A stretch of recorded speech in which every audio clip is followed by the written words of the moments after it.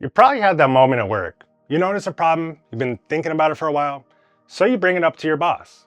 Instead of hearing, wow, that's a great idea, you get something like, what are you talking about? We don't need that. You're puzzled.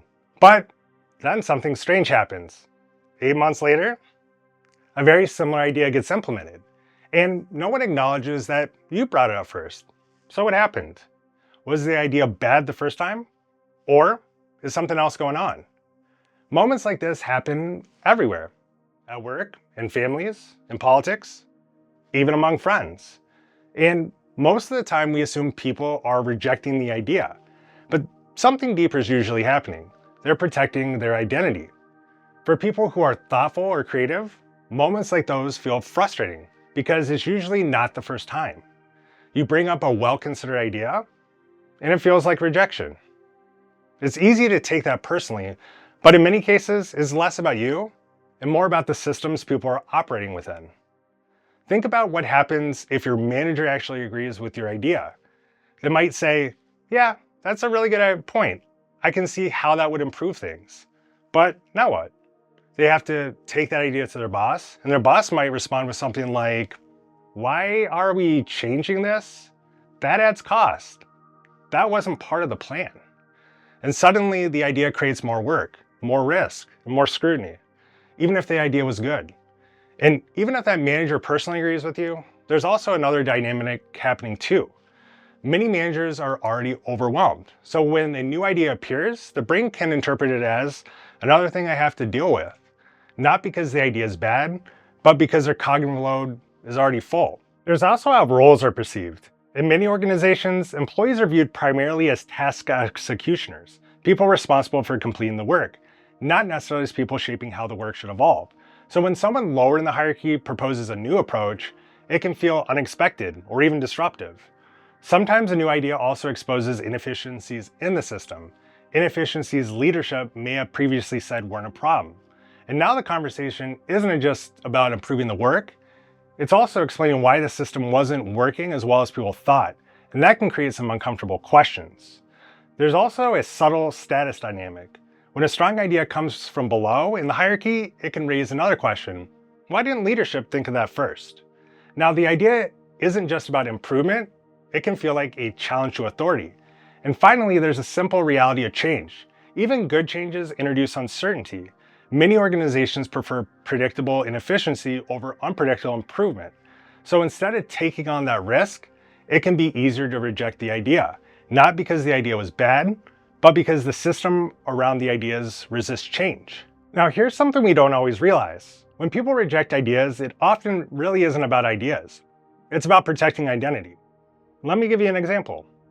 I've been a vegetarian for over 10 years. And to be clear, I've enjoyed chicken wings and beer while watching football on Sundays, like everyone else. When people ask why I'm a vegetarian, I usually tell them it's for ethical reasons. Personally, I prefer to meet my caloric needs without consuming sentient beings. And I've always made it clear that I'm not judging anyone. It's just my personal decision. But something interesting happens in those conversations. I almost never hear responses like, that's interesting, I've thought about that before. Instead, the reaction is often defensive. People say things like, those PETA videos tricked you. Animals would eat us if those roles were reversed. At least the animals had a good life. And what's interesting is those responses aren't really about my reasoning. They're about self-protection. Because if someone hears my reasoning and accepts it as valid, it creates a new uncomfortable question. If that logic makes sense, what does that say about me? I've always eaten meat. This is how I was raised. I see myself as a good and caring person. So instead of exploring the idea, the brain protects identity. Once identity is involved, the conversation isn't just about facts anymore. It's about preserving the story we tell ourselves about who we are. So instead of curiosity, we see rationalization and dissonance. And this dynamic shows up everywhere, at work, in politics, in religion, even in everyday conversations. Once beliefs become tied to identity, people aren't just protecting ideas anymore. They're protecting who they believe themselves to be. Now expand this dynamic into bigger areas of life: religion, politics, career, friend groups, family systems. Now the stakes become much higher because changing identity can affect some of the most important things humans rely on: belonging, status, certainty, stability. All of those have real impact on our well-being, so the brain protects them. But here's the paradox. Supportive relationships matter, stability matters, belonging matters. These things help us feel grounded and connected. But if everything in our lives stay completely stable, there's often very little incentive to grow, because growth usually begins when something disrupts our certainty: new information, new experiences, new perspectives. These moments create instability, but that instability is also what creates growth. They force us to ask deeper questions. Why do I think the way I think? Why do I react the way I react? What values actually matter to me? For me, personally, my moment of instability has led to the most meaningful growth in my life. Without those moments, my thinking would likely remain the same. So while stability gives us safety, instability often gives us growth. But here's where things get challenging. When we start growing, we usually want others to grow with us. If we've updated our thinking, it feels natural to share that with people around us. So we try, but often we get pushback. So we think, maybe I just didn't explain it clearly. So we try again. We frame it differently. We give another example. But the reaction is often the same. The idea gets dismissed. The conversations become uncomfortable. Sometimes, even your happiness from that growth isn't shared by the people around you. And that can feel confusing because from your perspective, you're not attacking anyone. You're simply sharing something that improved your understanding of the world. But what's actually happening is deeper than that disagreement. Your growth is challenging the identity systems they've built stability around. And when one person changes, the system around them often tries to pull them back. Not because people are malicious, but because stability feels safe. And once identity feels threatened, the brain moves to protect it. So at this point, something becomes clear. We can't force other people to update their identity, but we can choose whether we update our own. And once you understand that, something else becomes important: environment. Because most systems reward stability, conformity, predictability.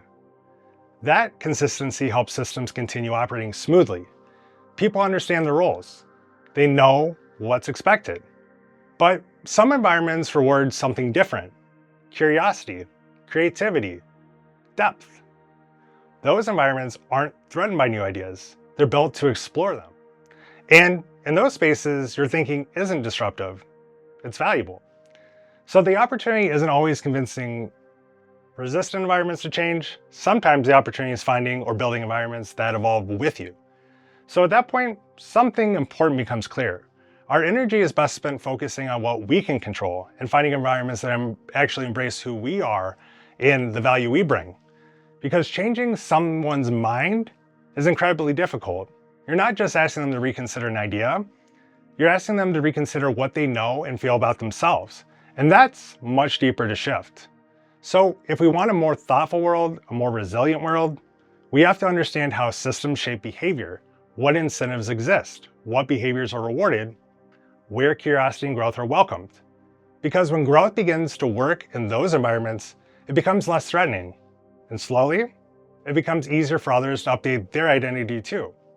Real change rarely begins by forcing people to think differently. It begins when the environments make new ways of thinking possible. And as always, appreciate you watching. I'll talk to y'all later.